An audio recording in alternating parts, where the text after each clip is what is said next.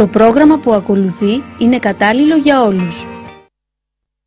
Χορηγός εκπομπής Collagen Proactive. Πίνεις κολαγόνο, πίνει ζωή. Και για άντρες.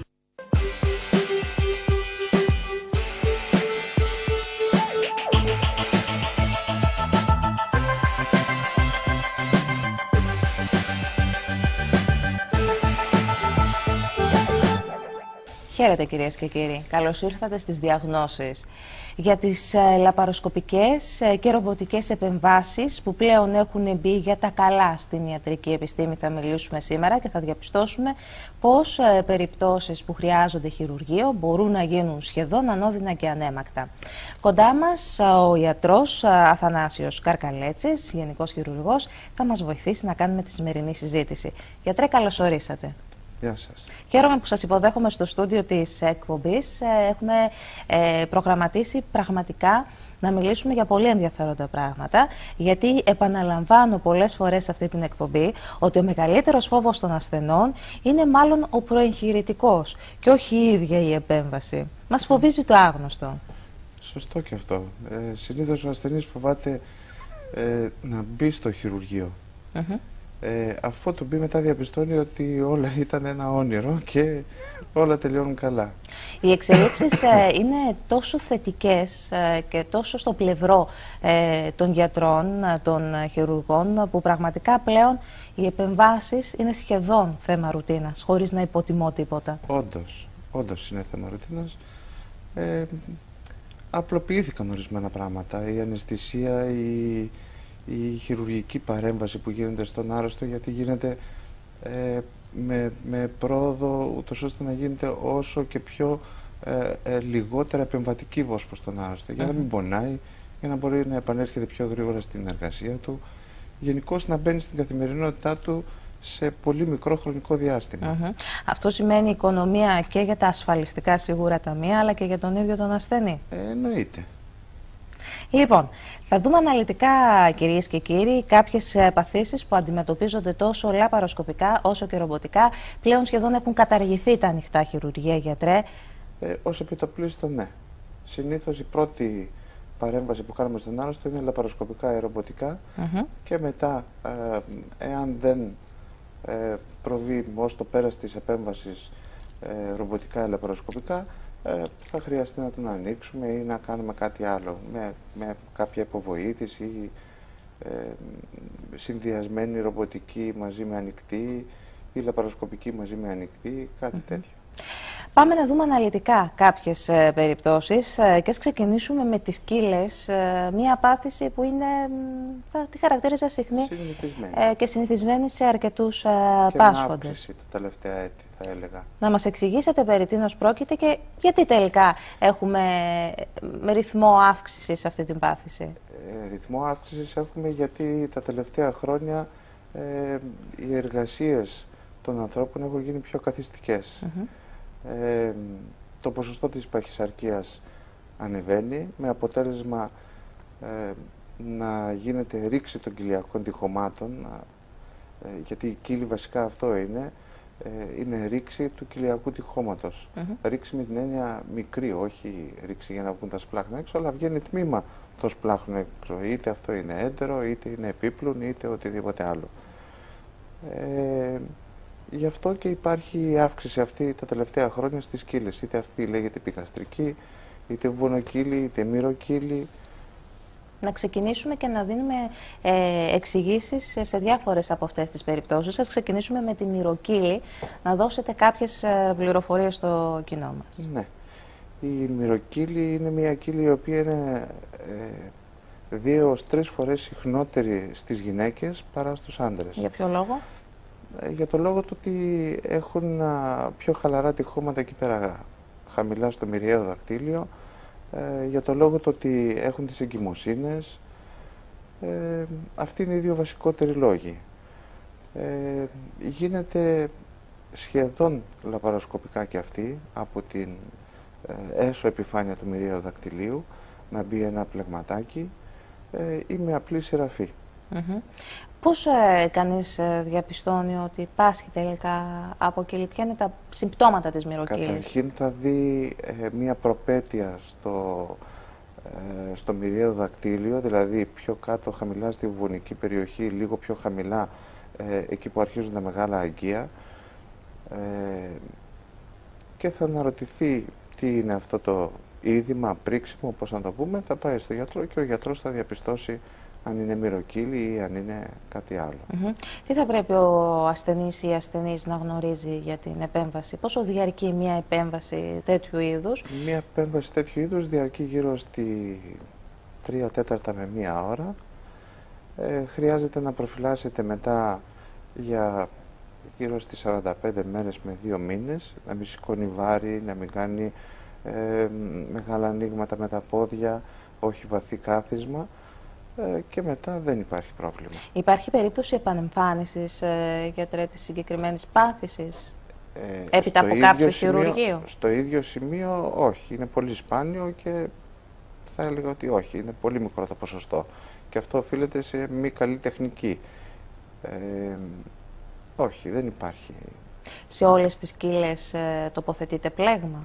Συνήθως ναι, στο 99% θα έλεγα τοποθετείται πλέγμα. Και από τη στιγμή που τοποθετείται το πλέγμα, αυτό είναι απαγορευτικό στο να εμφανιστεί σε αυτό το σημείο? Ή ούτως ή άλλως στο ίδιο σημείο δεν θα εμφανιζόταν μια κύλη? Στο ίδιο σημείο δεν εμφανίζεται, διότι το πλέγμα είναι συνθετικό υλικό και δεν διαρριγνύεται. Δεν μπορεί να σκιστεί, δεν μπορεί να σπάσει, δεν μπορεί να κάνει τίποτα. Υπάρχει περίπτωση να σχιστούν οι ραφές που θα βάλει ο χειρουργός και αυτές να τραβήξουν το πλέγμα και να το συμπαρασύρουν σε μία άκρη και να ξαναεμφανιστεί πάλι η κύλη. Αλλά είναι πολύ σπάνιο. Ομφαλοκύλη, μία άλλη περίπτωση. Και αυτό είναι μία κύλη η οποία εμφανίζεται στην περιοχή του ομφαλού. Συνήθως είναι πιο συχνή στις γυναίκες πάλι, λόγω εγκυμοσύνης περισσότερο. Είναι πολύ εύκολη η κύλη αυτή, πολύ εύκολη με την έννοια το ότι δεν δημιουργεί τόσα προβλήματα όσο οι υπόλοιπες κύλες. Βέβαια αν είναι μεγάλη μπορεί να κάνει και αυτή περίσφυξη, να μπει έντερο ή κομμάτι επίπλου μέσα και να στραγγαλιστεί και να χρειαστεί επίγον χειρουργείο. Αλλά συνήθως δεν γίνεται. Δηλαδή θέλετε να πείτε, γιατρέ, για παράδειγμα, αν αφήσουμε χωρίς θεραπεία μία μυροκύλη, μπορεί να προκαλέσει επώδυνα επακόλουθα? Ναι. Δηλαδή?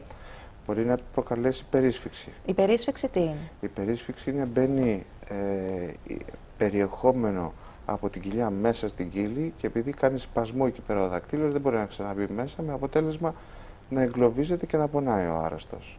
Είναι σαν κάτι να το μαγκώνει μια πέντσα, ας πούμε. Ακούγεται επώδυνο και μάλλον πολύ επώδυνο. Και συνήθως οδηγούνται σε χειρουργείο εκτάκτως στο χειρουργείο. Μάλιστα. Όπως μας είπατε όμως, η ομφαλοκύλη δεν είναι τόσο επικίνδυνη περίπτωση, τόσο επίπονη περίπτωση. Θα μπορούσε για παράδειγμα κάποιος να κάνει την θεραπεία του αργότερα, να προγραμματίσει δηλαδή την θεραπεία του, να μην είναι άμεσο το χειρουργείο?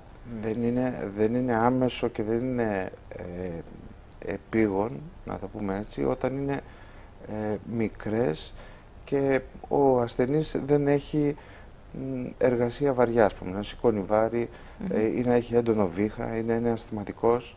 Σε τέτοιες περιπτώσεις και μικρή να είναι, αν βήξει απότομα, συμπαρασύρει κοιλιακό περιεχόμενο μέσα στην κύλη με την απότομη αυτή αύξηση της πίεσης, της ενδοκυλιακής πίεσης, με αποτέλεσμα να στραγγαλίζεται πάλι. Οπότε πρέπει να συνάδουν αρκετά πράγματα για να πούμε ότι μπορεί να την αφήσει για αργότερα. Δηλαδή να μην έχει βαριά εργασία, να μην είναι ασθηματικός, να μην έχει βήχα και να μην παχύνει. Το κυριότερο. Η παχυσαρκία ευθύνεται τελικά για πάρα πολλές ασθένειες, έτσι δεν είναι? Γιατί μαζεύεται λίπος στην περιοχή εκεί πέρα και επιβαρύνει τα πράγματα. Ξέρετε, γιατρέ, έχω διαβάσει και έχω δει περιστατικά ακόμη και παιδιών που πάσχουν από ομφαλοκύλη, ακόμη και νεογέννητων μωρών. Αυτό γιατί συμβαίνει? Αυτό συμβαίνει διότι το κοιλιακό τείχομα κατά την εμβρυακή ζωή του παιδιού δεν έκλεισε σωστά ή υπάρχει κάποια παραλλαγή εκεί πέρα στην περιοχή. Με αποτέλεσμα το χασματάκι αυτό να μην κλείσει και να παραμείνει ανοιχτό. Κλείνεται πάλι μετά. Είναι πολύ απλό. Ειδικά στα πιτσιρίκια είναι πάρα πολύ απλό. Πάλι λαπαροσκοπικά? Όχι. Γιατί στα πιτσιρίκια είναι 1-2 ραφές. Είναι πολύ γρήγορο χειρουργείο. Είναι σχεδόν ανώδυνο, θα Ναι, λέγαμε. ναι. Στους ενήλικες? Στους ενήλικες χρειάζεται ενίσχυση του κοιλιακού τυχώματος. Πλέγμα δηλαδή. Δεν το αφήνουμε έτσι.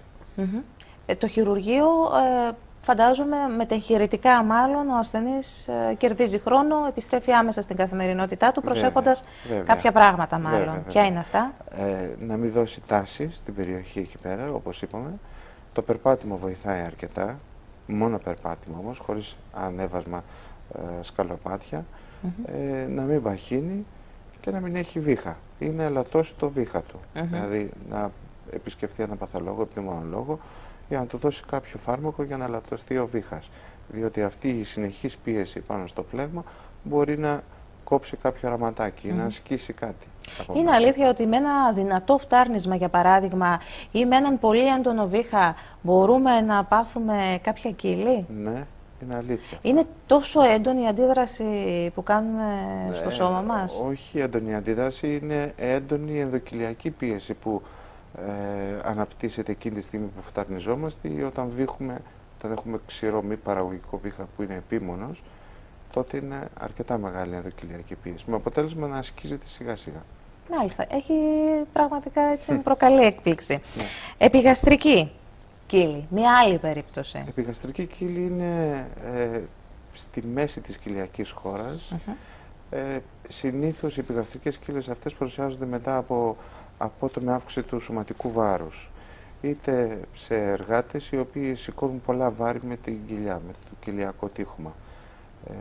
Ως επιτοπλίστων υπάρχει και μετεχειρητική επιγαστρική κύλη ή κοιλιοκύλη, μπορούμε να την πούμε, που γίνεται μετά από ένα χειρουργείο ανοιχτής κοιλιάς. Δεν έχουν κλείσει καλά τα τυχώματα, είτε ο άρρωστος δεν ήταν αρκετά συνεπής, με αποτέλεσμα να ξανανοίξει και να γίνει η επιγαστρική κύλη. Αυτό που λέμε μετεχειρητική κοιλιοκύλη. Θα δούμε αναλυτικά λίγο για την μετεγχειρητική κύλη. Θα ήθελα όμως να μείνουμε λίγο ακόμη σε αυτήν την περίπτωση. Τι θα συμβεί λοιπόν? Ένας άνθρωπος που είναι οικοδόμος, για παράδειγμα, έκανε κάποια άλλη βαριά εργασία. Θα πρέπει εφόρου ζωής να έχει το νου του εκεί, να είναι περισσότερο προσεκτικός, αν είναι ευάλωτος σε αυτήν την πάθηση? Ναι, βέβαια. Χρειάζεται περισσότερη φροντίδα και αν είναι εργάτης και σηκώνει πολλά βάρη, καλό θα ήταν να χειρουργηθεί, ούτως ώστε να μπει ένα λίγο μεγαλύτερο πλέγμα, ούτως ώστε να το κρατάει και πιο πολύ. Και προληπτικά μάλλον λέτε? Όχι προληπτικά. Προληπτικά βάζοντας μεγαλύτερο πλέγμα. Προληπτικά για να ισομεριστούν οι δυνάμεις, ούτως ώστε να μπορεί να εξασκεί πάλι τη δουλειά του μετά, χωρίς να υπάρχει φόβος. Γιατί αν βάλουμε ένα μικρό πλέγμα, αυτό θα φύγει. Ενώ αν βάλουμε ένα μεγαλύτερο, θα πιάσει πιο δεξιά και αριστερά, ας πούμε, της κοιλιακής χώρας, με αποτέλεσμα να έχει περισσότερες δυνάμεις. Οι συνιστώσεις να είναι πολύ περισσότερες από ότι σε ένα μικρό κομμάτι. Ξέρετε, γιατρέ, τι απορία μάλλον μου δημιουργείται? Άνθρωποι, για παράδειγμα, που έχουν ένα καλογυμνασμένο σώμα, σφιχτούς μύες και γυμνασμένους, αυτοί κινδυνεύουν το ίδιο? Η περιοχή, φαντάζομαι, θα είναι πιο ανθεκτική σε αυτά τα άτομα. Όχι, δεν κινδυνεύουν. Δεν έχει καμία σχέση, λέτε? Όχι, δεν κινδυνεύουν, αλλά πάλι είναι ορατός ο κίνδυνος. Δηλαδή, μπορεί πάλι, όσο γυμνασμένος και να είναι ένας άνθρωπος, εάν δεν κάνει την προπόνησή του, ώστε ο μυς να θερμανθεί και να ζεσταθεί για να μπορέσει να ανοίξει κατά το μέγιστο, δηλαδή να έχει τη μέγιστη ελαστικότητα, ένα απότομο, μία άρση βάρος, ας πούμε, μπορεί να του δημιουργήσει μία κύλη, μία οβονοκύλη ή επιγαστρική κύλη ή ομφαλοκύλη. Η βουβονοκύλη? Η οβονοκύλη είναι, και αυτή η κύλη είναι στην περιοχή της, τη βουβονική περιοχή που λέμε.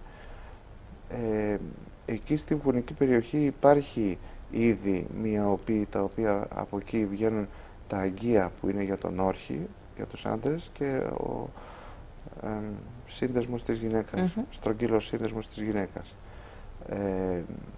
Αυτή η οποία μπορεί να ανοίξει λίγο παραπάνω και οπότε σχηματίζεται η βουβονοκύλη. Πάλι με άρση βάρος, πάλι με τα ίδια. Μπορεί και εκεί και σε αυτήν την περίπτωση μάλλον να δημιουργηθεί περίσπευξη? Είναι μια κατάσταση που θα μπορούσαμε να τη χαρακτηρίσουμε επίγουσα? Μπορεί να μπει. Συνήθως έχουν έντερο ως περιεχόμενο οι κύλες αυτές. Γιατί εκεί πέρα κάτω χαμηλά είναι το έντερο. Με αποτέλεσμα να γίνει περίσφυξη εντέρου. Πάλι υπάρχει ο κίνδυνος. Σύμφωνα με την ιατρική βιβλιογραφία υπάρχουν πολλές περιπτώσεις έπειτα από χειρουργία να δημιουργηθεί μια κύλη. Η λεγόμενη, όπως είπαμε νωρίτερα, με την χειρητική κύλη. Αυτό γιατί συμβαίνει, γιατί εκεί η περιοχή δέχεται κάποιο πλήγμα, γιατρέ? Και πώς μπορούμε να αποφύγουμε την δημιουργία μιας τέτοιας κύλης έπειτα από ένα χειρουργείο? Είναι σύνηθες? Σύνηθες όχι, δεν είναι. Αλλά σε άτομα τα οποία είναι πολύ αδύνατα ή πολύ παχύσαρκα, έχουν χαμηλές πρωτεΐνες που δεν ευνοούν στη σύγκληση ενός τραύματος, ή δεν ακούνε το γιατρό τους μετά το χειρουργείο. Αυτό συμβαίνει πάντα. Και συνήθως γίνεται αυτό σε μεγάλα χειρουργία, σε κοιλιές, ο οποίος ο άρρωστος δεν φοράει τη ζώνη του. Για να κλείσει ένα τραύμα θα πρέπει να έχουμε 8 με 12 μήνες για να έχουμε πλήρη επούλωση ενός τραύματος και του εσωτερικού τραύματος, έτσι. Για αυτό το χρονικό διάστημα θα πρέπει ο άρρωστος να φοράει μία ζώνη κοιλίας που λέμε και να μην κάνει άρση βάρους, να μην παχύνει, πάλι ισχύουν τα ίδια με τα προηγούμενα, απλώς να είναι πιο επιφυλακτικός. Πάντως γενικότερα η περιοχή της κοιλιάς είναι μια δύσκολη, φαντάζομαι, περιοχή για να παρέμβει κάποιος. Δύσκολη είναι όταν είναι μεγάλη κύλη και είναι παραμελημένη. Συνήθως, επειδή τώρα υπάρχει τάση να χειρουργείται ο α ασθενής και αυτό το θέλει όσο είναι μικρότερη, και καλά κάνει, γιατί είναι, όσο πιο μικρότερη είναι χειρουργηθεί μια κύλη, τόσο καλύτερα για τον άρρωστο, τόσο καλύτερα για τον οργανισμό, τόσο πιο εύκολα θα κλείσει το τραύμα. Ενώ στις μεγάλες η επούλωση κρατάει πολύ περισσότερο. Με αποτέλεσμα να είναι καλύτερα σε μικρό επίπεδο, σε μικρό στάδιο. Όλες αυτές οι επεμβάσεις, γιατρέ, γίνονται με ολική αναισθησία? Με ολική αναισθησία.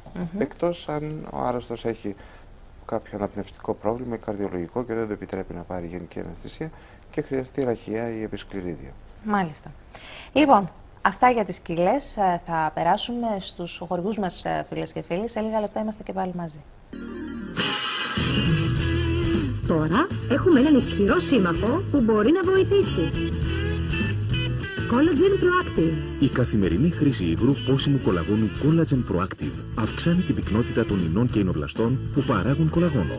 Έτσι η επιδερμίδα αποκτά πάλι λάμψη και νεανικότητα. Collagen Proactive. Πίνεις κολαγόνο, πίνεις ζωή. Και για άντρες. Αποκλειστικά. Πίσω στο στούντιο της εκπομπής, φίλες και φίλοι, πάμε να δώσουμε συνέχεια. Κοντά μας ο ιατρός Αθανάσιος Καρκαλέτσης. Μιλάμε για επεμβάσεις που γίνονται λαπαροσκοπικά και ρομποτικά και πάμε να περάσουμε τώρα σε μία νόσο που σίγουρα έχει το δικό της ενδιαφέρον. Μιλάμε για την αιμορροειδική νόσο, μία νόσο που φαντάζομαι την αντιμετωπίζουν αρκετοί συνάνθρωποι μας. Πάρα πολύ θα έλεγα.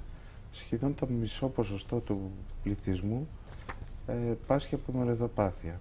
Να εξηγήσουμε περί τίνος πρόκειται. Αιμορροειδοπάθεια είναι, καταρχήν οι αιμορροίδες είναι φλέβες, είναι αιμορροειδικές φλέβες.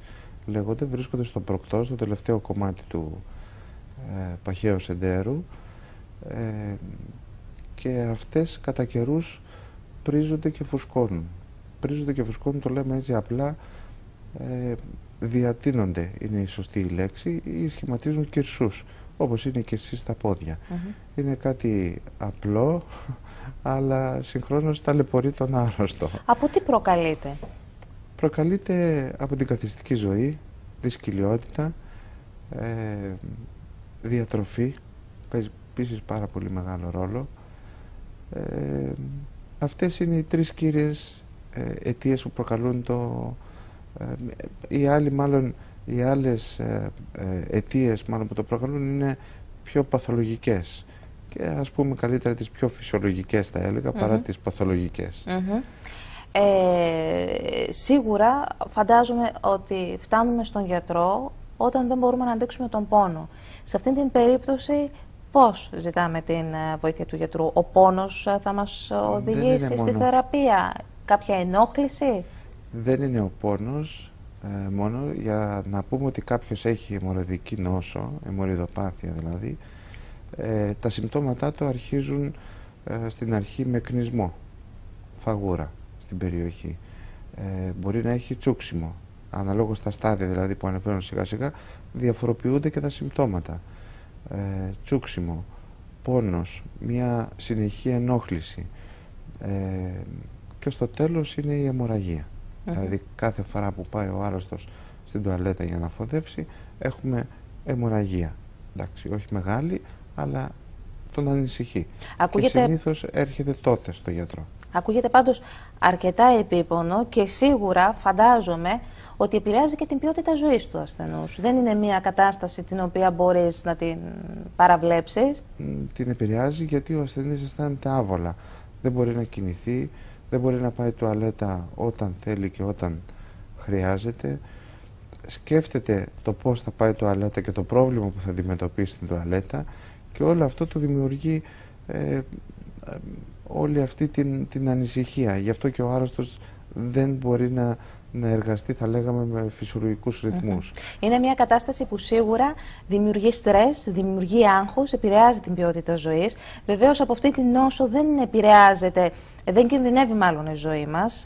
Παρ' όλα αυτά η σύγχρονη επιστήμη στην ιατρική έχει καταφέρει και νέα επιτεύγματα που σίγουρα συμβάλλει στο να βελτιώσει την κατάσταση, να μην πω να τη θεραπεύσει εξ ολοκλήρου. Τη θεραπεύει εξ ολοκλήρου. Τώρα, την τελευταία δεκαετία μάλλον τη θεραπεύει εξ ολοκλήρου. Παλιότερα υπήρχαν διάφοροι μέθοδοι που γινόταν η αιμορροιδεκτομή, διότι η θεραπεία στην αιμορροιδοπάθεια είναι το χειρουργείο και μόνο. Τα συντηρητικά μέσα πιάνουν, καταλαμβάνουν ένα χώρο μάλλον όταν βρίσκεται στα πρώτα στάδια η αιμορροιδοπάθεια και αυτό πάλι απλώς να εφησυχάσει λιγάκι τον ασθενή για λίγες μέρες. Ποια είναι τα συντηρητικά μέσα για να γνωρίζουμε?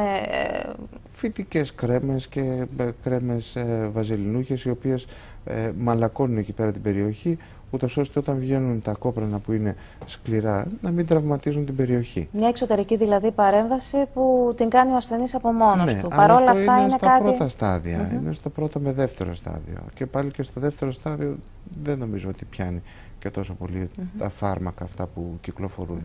Θέλω να μάθω για τις τελευταίες εξελίξεις, γιατρέ, γιατί πιστέψτε με το ενδιαφέρον είναι μεγάλο από τον κόσμο που αντιμετωπίζει αυτό το πρόβλημα. Οι τελευταίες εξελίξεις είναι πάρα πολύ καλές, θα έλεγα, για τους ασθενείς που πάσχουν από αιμορροιδοπάθεια, διότι υπάρχει μέθοδος η οποία δεν κόβουμε καθόλου τίποτα από τον ιστό που υπάρχει εκεί πέρα στην περιοχή. Γίνεται σε ένα χειρουργείο 45 λεπτών με μιας ώρας. Ο άρρωστος μπορεί να φύγει και την ίδια μέρα εάν το επιθυμεί. Τα συμπτώματα θα του φύγουν μέσα σε 10 μέρες. Δηλαδή τα συμπτώματα εννοώ ότι η αιμορροιδοπάθεια, οι αιμορροίδες που θα φαίνονται, δηλαδή θα τις βλέπει και θα την ενοχλούν, θα εξαφανιστούν μέσα σε 10-15 μέρες. Τα συμπτώματα σταματάνε από την πρώτη στιγμή και επανέρχεται στους κανονικούς ρυθμούς του από την επόμενη μέρα. Έχει πολύ ελάχιστο πόνο έως καθόλου και σχεδόν δεν χρειάζεται να πάρει καθόλου παυσίπονα. Πρόκειται για επέμβαση, έτσι? Επέμβαση. Ναι. Αυτή η επέμβαση πώς γίνεται? Γίνεται με μέθη, γίνεται με ολική αναισθησία? Τι πρέπει να γνωρίζει ο ασθενής? Γίνεται με ολική αναισθησία και γίνεται με ένα ειδικό μηχάνημα που έχει Doppler μπροστά στην κεφαλή του, δηλαδή είναι υπέρηχο και απλώς βλέπουμε πού υπάρχουν οι αρτηρίες που αιματώνουν, δηλαδή που τροφοδοτούν τις αιμορροιδικές φλέβες, απολυνώνονται, δηλαδή μπαίνει ένα ραματάκι εκεί πέρα και ο ασθενής φεύγει. Τελειώνει εκεί μάλλον το χειρουργείο και την επόμενη μέρα φεύγει. Έστω, γιατρέ, αυτή τη στιγμή κάποιος ενδιαφερόμενος που μας ακούει θέλει να εμπιστευτεί τη συγκεκριμένη μέθοδο. Πώς θα τη ζητήσει από τον γιατρό του? Η επέμβαση αυτή ονομάζεται HAL. Γίνεται για 45 με 60 λεπτά όπως είπαμε και γίνεται απολύνωση, δηλαδή βάζουμε ένα ραματάκι και κόβουμε την τροφοδοσία του αίματος στις αιμορροιδικές φλέβες.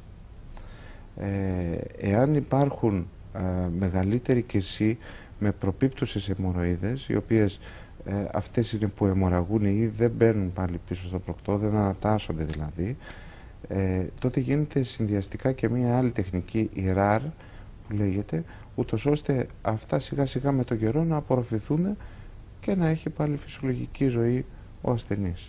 Είναι η πιο πρόσφατη, η πιο επίκαιρη επέμβαση που αφορά στη συγκεκριμένη νόσο εδώ στην χώρα μας? Είναι ό,τι πιο καινοτόμο υπάρχει αυτή τη στιγμή? Είναι ό,τι πιο καινούριο υπάρχει, μαζί με τη Longo, η οποία είναι μια άλλη τεχνική, αλλά τείνει να εγκαταλειφθεί πλέον και παίρνει μεγαλύτερο κομμάτι, παίρνει η HAL. Έχω την εντύπωση πάντως πως ο ασθενής σχεδόν πάντα επιλέγει ό,τι είναι λιγότερο οδυνηρό, ό,τι είναι πιο σύγχρονο και εξασφαλίζει καλύτερα αποτελέσματα, έτσι δεν είναι? Είναι λιγότερο επεμβατικό. Έχει μεγάλη σημασία αυτό που λέτε. Στις προηγούμενες επεμβάσεις υπήρχε και αφαίρεση, δηλαδή κόβαμε κομμάτι από τον ιστό, είτε εντέρου, είτε αιμορροειδικές φλέβες, να τις απολυνώσουμε και να τις καυτηριάσουμε, είτε με λέιζερ, είτε με διαθερμία, είτε με οτιδήποτε. Και στις δύο προηγούμενες επεμβάσεις γίνεται εκτομή τμήματος. Εδώ, σε αυτή την επέμβαση, δεν αφαιρείται τίποτα απολύτως. Μάλιστα. Γι' αυτό και ονομάζεται λιγότερο επεμβατική. Εξαιρετικά. Υπάρχει περίπτωση να εμφανιστεί πάλι το πρόβλημα μελλοντικά? Όχι. Ή είναι ριζική η αντιμετώπιση του? Όχι, και είναι ριζική η αντιμετώπιση του. Και αυτό είναι, νομίζω, ένα επίτευγμα σε αυτή την περίπτωση. Από τη στιγμή που δεν θα χρειαστεί να ξαναμπείς για δεύτερη φορά στο χειρουργείο και σε αυτή τη διαδικασία. Λοιπόν, πάμε σε διαφημίσεις, φίλες και φίλοι. Επιστρέφουμε σε λίγο. Χορηγός εκπομπής Collagen Proactive. Πίνεις κολαγόνο, πίνεις ζωή. Και για άντρες. Let's make some pizza. American Pizza. Την καλύτερη που έφαγες ποτέ. Τώρα, Lucky 13. Γιορτάζουμε και σου προσφέρουμε κάθε δεύτερη πίτσα στη μισή τιμή. American Pizza με Lucky 13. Ισχύει για όλες και όσες πίτσες θέλετε. Ακολούθησε τα συναισθήματά σου και θα βρεις το δρόμο σου. Γίνε ένα με την άσφαλτο. Ελαστικά Χάνι. Επίσημος συνεργάτης του Europa League. Κάθε εποχή προσφέρω ένα δώρο ζωής, εξοικονομώ, προστατεύω. Ένας νέος κύκλος ζωής ανοίγει. Κάθε εποχή, εποχή αλουμίνικο. Αντικαθιστώντας σήμερα τα κουφώματά σας, δώρο συναγερμός Bosch. Γιατί στην αλουμίνικο προστατεύουμε ό,τι αγαπάτε. Έξυπνες λύσεις θέρμανσης με εγγυήσεις. Αυτό θέλετε, αυτό σας προσφέρουμε. Γιώργος Παπάς, πτυχιούχος μηχανολόγος μηχανικός. Ηλιακά συστήματα. Θέρμανση με αντλίες θερμότητας και με ηλιακή υποβοήθηση. Ενταγμένη στο πρόγραμμα Εξοικονόμηση Κατοίκων. Ήρθε! Σφαιράτο, δυναμικό, εύστοχο, αποκαλυπτικό και παίρνει ρόλο πρωταγωνιστικό.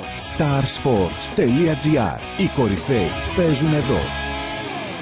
Από το 1985 γράφουμε την ιστορία μας με χρυσά γράμματα. Χρυσοχοΐα Πανταζής, κοσμήματα και είδη δώρων για όλες τις πολύτιμες στιγμές σας. Αποκτήστε τα τώρα στις καλύτερες τιμές της αγοράς. Χρυσοχοΐα Πανταζής, εργοστάσιο κατασκευής και 3 καταστήματα στη Χαλκίδα.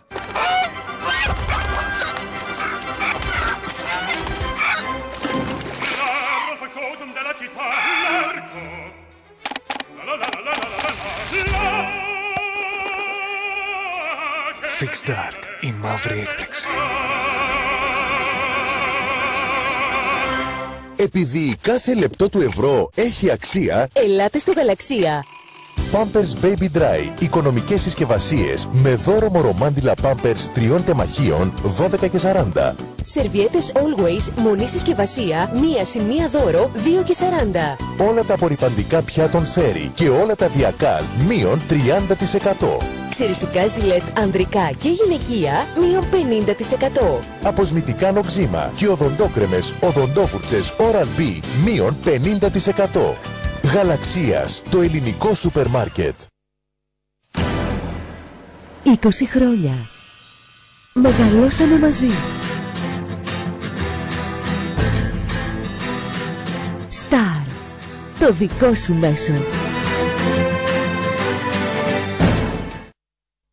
Το πρόγραμμα που ακολουθεί είναι κατάλληλο για όλους. Χορηγός εκπομπής Collagen Proactive. Πίνεις κολαγόνο, πίνεις ζωή. Και για άντρες. Πίσω στο στούντιο της εκπομπής, φίλες και φίλοι, και όση ώρα παρακολουθούσατε εσείς τις διαφημίσεις, εγώ συζητούσα εδώ με τον γιατρό για ένα χειρουργείο που θα σας περιγράψουμε αμέσως τώρα και έχω πολλές απορίες γι' αυτό. Η λεγόμενη χολοκυστεκτομή, γιατρέ μου, δώστε μου τις εξηγήσεις που θα πρέπει να γνωρίζουμε. Χολοκυστεκτομή είναι η επέμβαση που γίνεται για να αφαιρέσουμε τη χολιδόχο κίστη. Η χολιδόχος κίστη πού βρίσκεται, σε τι χρησιμεύει σε κανονικές συνθήκες στον ανθρώπινο οργανισμό και γιατί θα πρέπει κάποια στιγμή να παρέμβουμε? Η χολιδόχος κίστη είναι ένα όργανο το οποίο είναι προσκολλημένο στο σηκώτη, στο ύπαρ, με το οποίο μας βοηθάει περισσότερο, μάλλον είναι ένα ρεζερβουάρ η χολιδόχος κίστη. Εκεί πέρα μαζεύεται η χολή, το υγρό που παράγεται από το σηκώτη. Όταν χρειαστεί, ας πούμε, να φάμε κάτι λιπαρό, επεμβαίνει η χολιδόχος κίστη, συμπιέζεται και βγάζει χολή, ώστε να πέσει στο έντερο για να γίνει πιο εύκολα η πέψη. Όλη αυτή η διαδικασία γίνεται κατά την ώρα της πέμψης, χωρίς εμείς να το καταλαβαίνουμε φυσικά. Άρα η χολή είναι κάτι καλό. Βέβαια. Βοηθάει στο να αποβάλουμε ουσιαστικά πιο εύκολα... Όχι να αποβάλουμε, να γίνει η πέψη. Να γίνει πιο εύκολα η πέψη. Μαζί με τη χολή, εκεί στον ίδιο σταθμό του 12δακτύλου, ας το πούμε έτσι, πέφτουν και τα παγκρεατικά ένζημα που βοηθάνε όλα μαζί αυτά να γίνει η πέψη. Και αν κάποιος αναγκαστεί να κάνει αφαίρεση της χολής, έχουμε ακούσει πολλές περιπτώσεις. Υπάρχει ρήξη μετά από κάποιο ατύχημα, ακούμε πολύ συχνά ότι κάποιος έχει αφαιρέσει τη χολή του. Τι συμβαίνει μετά, έχουμε δυσκολότερη πέψη? Όχι. Πριν πάνε τα χολικά, η χολή που παράγεται από το σηκώτη, πριν πάει στο ρεζερβάρ, αυτό που λέμε χολιδόχος κίστη, υπάρχει ένα σωληνάκι. Αυτό το σωληνάκι, όσο περνάει ο καιρός, εάν αφαιρέσουμε τη χολιδόχο κίστη, μεγαλώνει, με αποτέλεσμα να παίζει το ρόλο της χολιδόχου κίστης που προϋπήρχε. Μάλιστα. Ο σφικτήρας, εκεί πέρα που πέφτει η χολή και τα παγκρεατικά ένζημα στο έντερο για να γίνει η πέψη, παραμένει. Εμείς δεν διαταράσσουμε την ανατομία εκεί πέρα. Εμείς αφαιρούμε μόνο το ρεζερβουάρ. Και γιατί θα χρειαστεί ίσως κάποια στιγμή να το αφαιρέσουμε? Για ποιους λόγους? Μπορεί να έχει πέτρες στη χολιδόχο κίστη. Δηλαδή μπορεί να σχηματιστούν πέτρες, λίθη, είτε για ένα θύλωμα που έχει, η πολύποδα στη χολιδόχο κίστη, ο οποίος είναι καλόητες βέβαια, πρέπει να επισημάνουμε, αλλά θεωρείται από μερικούς προκαρκινικό στάδιο. Μπορεί να έχει κάποια δυσπραγία χολιδόχος κίστη και να μην κενώνεται φυσιολογικά, με αποτέλεσμα να μην γίνεται πέψη φυσιολογικά, και αποτέλεσμα θα γίνει αργότερα βέβαια και πέτρες σε αυτή τη χολιδόχο κίστη, αλλά την αφαιρούμε για να απαλλαγεί ο άρρωστος από τα συμπτώματα μια ώρα αρχίτερα. Πριν ο ασθενής οδηγηθεί στο χειρουργείο, ποια συμπτώματα θα έχει, πώς θα καταλάβουμε ότι μάλλον κάτι δεν πάει καλά, κάτι συμβαίνει? Έχει συνήθως δυσπεψία, έχει τάση για έμετο μερικές φορές, άλγος στο δεξιό υποχόνδριο, δηλαδή στη δεξιά πλάγια κοιλιακή χώρα, μπορεί να έχει και αίσθημα βάρους, ότι κάτι τον ενοχλεί εκεί πέρα, ότι σαν να χτύπησε, σαν φόρτο στην περιοχή εκεί πέρα της δεξιάς πλάγιας κοιλιακής χώρας. Αυτά είναι τα συνηθέστερα μάλλον συμπτώματα. Είναι ένα χειρουργείο που γίνεται λαπαροσκοπικά, γίνεται ρομποτικά? Λαπαροσκοπικά και ρομποτικά. Τι θα επιλέξουμε από τα δύο ή ο γιατρός θα μας προτείνει? Είναι και τα δύο εξίσου πολύ καλά. Απλώς στη ρομποτική είναι ακόμα ένα βήμα πιο λιγότερο επεμβατική μέθοδος από ό,τι στη λαπαροσκοπική. Είναι ένα τι πιο μπροστά από τη λαπαροσκοπική. Τι τομές γίνονται, γιατρέ? Ας ξεκινήσουμε λαπαροσκοπικά. Οι τομές είναι και στη λαπαροσκόπηση και στη ρομποτική χειρουργική. Είναι 3 με 4 τρυπούλες μικρές έως 1 εκατοστό. Ακούγεται σχεδόν ανώδυνο. Γιατί όμως κάποιος να επιλέξει την ρομποτική? Επειδή θα έχει μεγαλύτερη... Πώς να το εξηγήσω, εσείς θα με βοηθήσετε. Ο γιατρός θα έχει στη διάθεσή του μεγαλύτερες δυνατότητες, περισσότερη λεπτομέρεια στις κινήσεις, για ποιο λόγο? Και αυτό το ρομπότ μπήκε στη ζωή μας πια, για να διευκολύνει περισσότερο το γιατρό και τον άρρωστο φυσικά, διότι έχει καλύτερη ορατότητα, έχουμε καλύτερο χειρισμό των εργαλείων, είναι, σας είπα όπως και πριν, ένα βήμα πιο μπροστά από τη λαπαροσκοπική. Πονάει λιγότερο αν θα μπορούσαμε να χαρακτηρίσουμε με βαθμίδες τον πόνο του αρρώστου, θα λέγαμε ότι με το ρομπότ είναι λιγάκι πιο μειωμένη αυτή η βαθμίδα. Δηλαδή θα χρειαστεί να πάρει πολύ λιγότερα φάρμακα. Μεταγχειρητικά. Μεταγχειρητικά πάντα, ναι. Γιατρέ, θεωρείται μια δύσκολη επέμβαση μεταγχειρητικά? Πώς εξελίσσεται ο ασθενής? Δύσκολη με την έννοια το ότι ο χειρουργός δουλεύει κοντά στο σηκώτη και χρειάζεται μεγάλη προσοχή. Ο ασθενής μπορεί να βρεθεί στην καθημερινότητά του σε 5 έως 7 μέρες. Αυτό είναι το καλό δηλαδή με τη λαπαροσκοπική και τη ρομποτική. Αλλιώς δεν έχει πολύ λίγα φάρμακα, πολύ λίγα παυσίπονα να πάρει. Δεν χρειάζεται να ανησυχεί για κάτι όπως παλιότερα με τις ανοιχτές κολοκυστεκτομές που έπρεπε ο άρρωστος να καθίσει 15 και 20 μέρες στο κρεβάτι. Ήταν μια ολόκληρη περιπέτεια στο παρελθόν αυτή η επέμβαση. Χαίρομαι πάρα πολύ όταν εξελίσσεται η επιστήμη στον χώρο της ιατρικής, γιατί μας δίνει πάρα πολλές ελπίδες και μας ενθαρρύνει, γιατρέ μου. Γιατί ξέρετε, όταν φτάνεις λίγο έξω από το χειρουργείο, τότε πραγματικά και στρεσάρεσαι και σου δημιουργούνται διάφορα αρνητικά συναισθήματα. Οπότε όταν τα πράγματα βλέπεις ότι είναι πιο εύκολα και πιο ασφαλή, νομίζω πως χαλαρώνεις και περισσότερο. Λοιπόν, πάμε σε μια άλλη περίπτωση τώρα, με το δικό της και αυτό ενδιαφέρον, την εντερεκτομή. Θα ήθελα να μείνουμε λίγο σε αυτό το σημείο, γιατί θέλω να σας ρωτήσω στην συνέχεια αν έχει και κάποια σχέση με κακοήθεια η συγκεκριμένη επέμβαση. Συνήθως οι εντερεκτομές γίνονται για κάποια κακοήθεια. Οι καλοήθεις παθήσεις που χειρουργούμε το παχύ έντερο συνήθως ως επιτοπλίστων είναι είτε να έχει κολποματίτιδα ο άρρωστος, είτε να έχει κάποιον πολύποδα ο οποίος δεν βγαίνει ενδοσκοπικά, δηλαδή να βγει με την κολονοσκόπηση, να την αφαιρέσει ο γαστρεντερολόγος. Έχει ευρεία βάση και οπότε χρειάζεται να γίνει εντερεκτομή, δηλαδή να βγει ένα μικρό κομματάκι του εντέρου. Όλες οι υπόλοιπες εντερεκτομές γίνονται δυστυχώς για κακοήθεια. Πώς διαπιστώνουμε ότι υπάρχει το πρόβλημα, πώς γίνεται η διάγνωση του προβλήματος? Καταρχήν ο άρρωστος θα έρθει στο ιατρείο με πόνο, μπορεί πτώση του αιματοκρίτη, εναλλαγές κενώσεων. Δηλαδή? Μία διάρειες, μία να μην μπορεί να πάει στην τουαλέτα, να το κρατάνε δηλαδή 3-4 μέρες δυσκολιότητα, αίμα στα κόπρανα. Συνήθως αυτά είναι που μας οδηγούν για περαιτέρω εξετάσεις, δηλαδή οπωσδήποτε δηλαδή πριν την εντερεκτομή πρέπει να κάνει ο άρρωστος μία κολονοσκόπηση για να βεβαιωθεί ο χειρουργός που είναι, σε ποιο σημείο, και να προγραμματίσει και την επέμβαση που θα κάνει. Σωστά. Αιτίες που δημιουργούν το πρόβλημα, ευθύνονται κάποιοι παράγοντες γι' αυτό? Εξωτερικοί? Εξωτερική. Η διατροφή παίζει πολύ μεγάλο ρόλο. Το κόκκινο κρέας, για παράδειγμα, ευθύνεται για αυτή την πάθηση? Επηρεάζει, ναι. Όχι, δεν μπορούμε να πούμε ότι ευθύνεται αμιγώς, αλλά επηρεάζει και αυτό. Στην υπερβολή του μάλλον. Ναι, ναι. Καρικεύματα, όλα αυτά επηρεάζουν. Μετά είναι και η κληρονομικότητα παίζει πολύ μεγάλο ρόλο σε αυτές τις παθήσεις του παχαίου εντέρου. Τα ποσοστά, για παράδειγμα, αν ένας πατέρας ή μια μητέρα έχει προσβληθεί από την πάθηση, τι πιθανότητες έχει να υποστεί κάτι τέτοιο, όχι και η κόρη? Είναι πολύ μεγάλο το ποσοστό και θα πρέπει από την ηλικία των 40-45 ετών να αρχίσουν να εξετάζουν το έντερό τους με ενδοσκόπηση.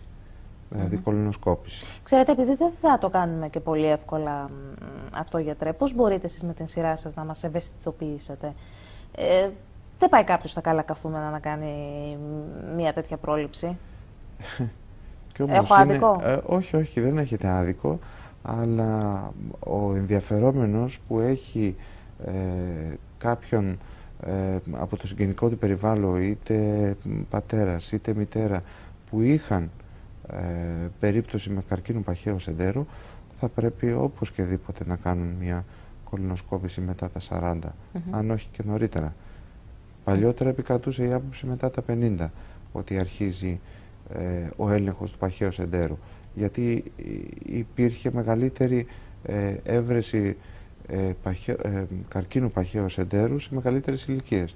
Οπότε ήταν φυσιολογικό να αρχίσουμε με τα 50 να εξεταζόμαστε. Τώρα όμως έχει μειωθεί αυτό, έχει βρεθεί καρκίνος σε πολύ μικρότερες ηλικίες, με αποτέλεσμα να ξεκινάμε τον έλεγχο από πολύ μικρότερες ηλικίες. Συνήθως προσβάλλει άντρες ή γυναίκες? Είναι εξίσου το ίδιο, δεν θα έλεγα ότι υπάρχει μεγάλη διαφορά. Η θεραπεία τώρα, όταν θέλουμε να τη θεωρήσουμε πετυχημένη, τι πρέπει να κάνουμε? Παίζει ρόλο ο χρόνος που θα εντοπίσουμε το πρόβλημα, φαντάζομαι? Βέβαια, σίγουρα. Πολύ μεγάλο ρόλο. Πολύ μεγάλο ρόλο παίζει, όπως είπαμε, σε ποιο στάδιο θα προλάβουμε, δηλαδή σε ποιο στάδιο θα γίνει η επέμβαση, δηλαδή θα είναι πολύποδας που μόλις τώρα έχει εξαλλαγεί και έχει γίνει καρκίνος, ή είναι ήδη ένας υπάρχουν καρκίνος που είναι 2, 3, 4 εκατοστά και ούτω καθεξής. Αυτό παίζει πολύ μεγάλη σημασία και για τη μετυχαιρετική πορεία του αρρώστου και για το χειρουργείο. Αυτό μάλλον θα κρίνει και το χειρουργείο το πώς θα αντιμετωπιστεί. Δηλαδή θα αντιμετωπιστεί ανοιχτά, θα αντιμετωπιστεί λαπαροσκοπικά, ρομποτικά. Υπάρχουν ορισμένες ενδείξεις και αντενδείξεις για το κάθε ένα χειρουργείο. Είναι γεγονός ότι αν τα πράγματα είναι λίγο πιο δύσκολα, τότε οπωσδήποτε επιβάλλεται το ανοιχτό χειρουργείο? Ναι. Θέλετε να μας εξηγήσετε τους λόγους? Οι λόγοι μπορεί να είναι μεγάλος καρκίνος, μεγάλος όγκος. Δεύτερος είναι να είναι ο ασθενής παχύσαρκος. Τρίτος να είναι κακή ανατομία μέσα στην κοιλιά που δεν επιτρέπουν να εργαστούμε λαπαροσκοπικά ή ρομποτικά. Οπότε σίγουρα ο γιατρός έχει την ευθύνη και την αρμοδιότητα να καθορίσει τον τρόπο της θεραπείας. Από εκεί και πέρα, αν γίνει έγκαιρη διάγνωση, τότε τα πράγματα για τον ασθενή σίγουρα είναι πιο εύκολα. Τι σημαίνει όμως αυτό? Ότι πραγματικά απαλλάσσεται από τον καρκίνο 100%? Ναι, υπάρχει και τέτοια περίπτωση που μπορεί να απαλλαχθεί και 100%. Τι ακολουθεί? Ο ασθενής θα κάνει κάποιες χημειοθεραπείες στη συνέχεια ή από τη στιγμή που θα γίνει η αφαίρεση του όγκου τα πράγματα βελτιώνονται? Εξαρτάται από τον όγκο, σε τι στάδιο. Αυτό θα το καθορίσει η ιστολογική εξέταση που θα στείλουμε. Το είδος του καρκίνου και σε τι στάδιο βρίσκεται. Και από εκεί και πέρα ο ογκολόγος θα αποφασίσει. Εάν είναι σε χαμηλά στάδια, από την πείρα σας λέω τώρα, ότι μπορεί να μην χρειαστεί καθόλου χημειοθεραπεία. Απλώς μία παρακολούθηση. Και για μια τριετία, πενταετία, απλώς χρειάζεται ο άρρωστος να ελέγχεται ενδοσκοπικά κάθε 6 μήνες με 1 χρόνο. Τι έχετε να προτείνετε σε άντρες και γυναίκες, γιατρέ, όσο αφορά στην πρόληψη? Γιατί, χωρίς να θέλω να τρομάξω, σύμφωνα με αυτά που διαβάζω και ενημερώνομαι, είναι μια πάθηση πάρα πολύ συχνή στις μέρες μας. Τα περιστατικά είναι πολλά, δυστυχώς. Ναι. Δεν μπορώ να δώσω κάποια κατεύθυνση, αλλά εκείνο πέρα από ό,τι λένε τα διεθνή guidelines, δηλαδή διατροφή, να περιέχει πολλές φυτικές ίνες, χόρτα,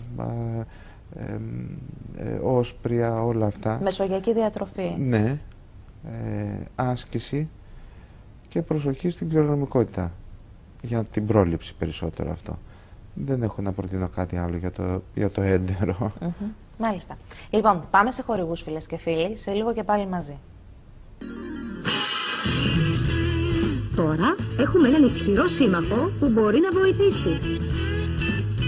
Collagen Proactive. Η καθημερινή χρήση υγρού πόσιμου κολαγόνου Collagen Proactive αυξάνει την πυκνότητα των ινών και ινοβλαστών που παράγουν κολαγόνο.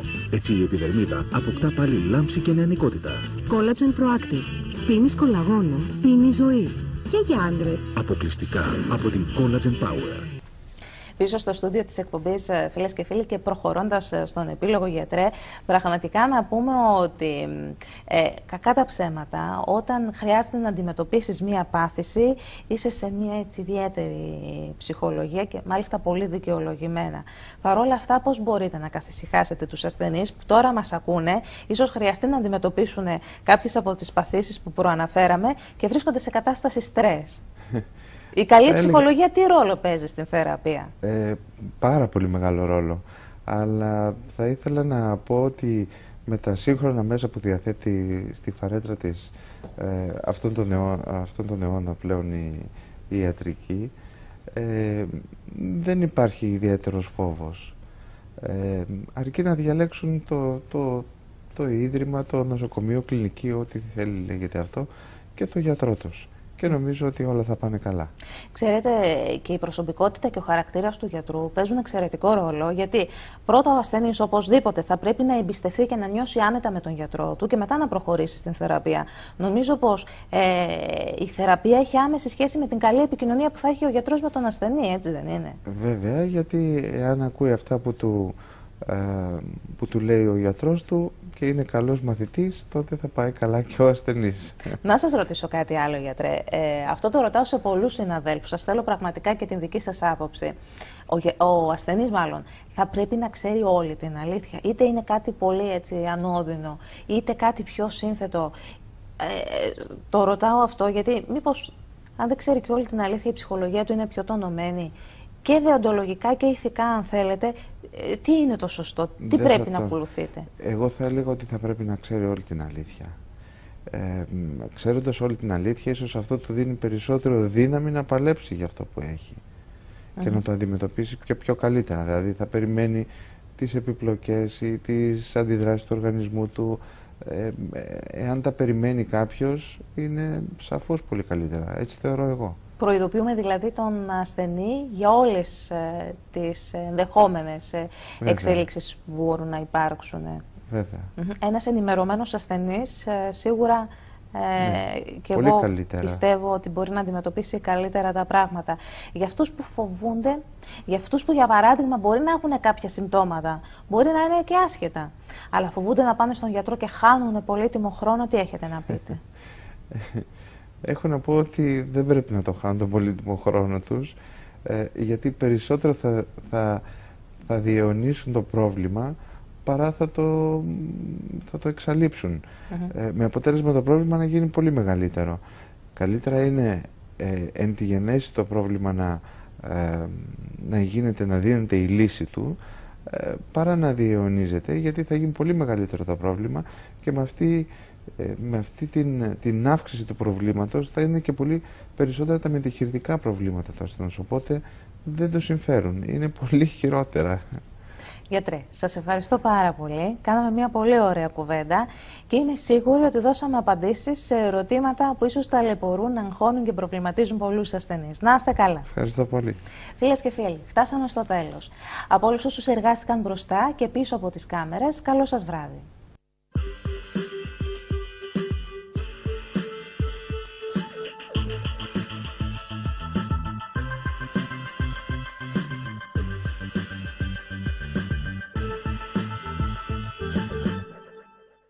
Χορηγός εκπομπής Collagen Proactive. Πίνεις κολαγόνο, πίνεις ζωή. Και για άντρες.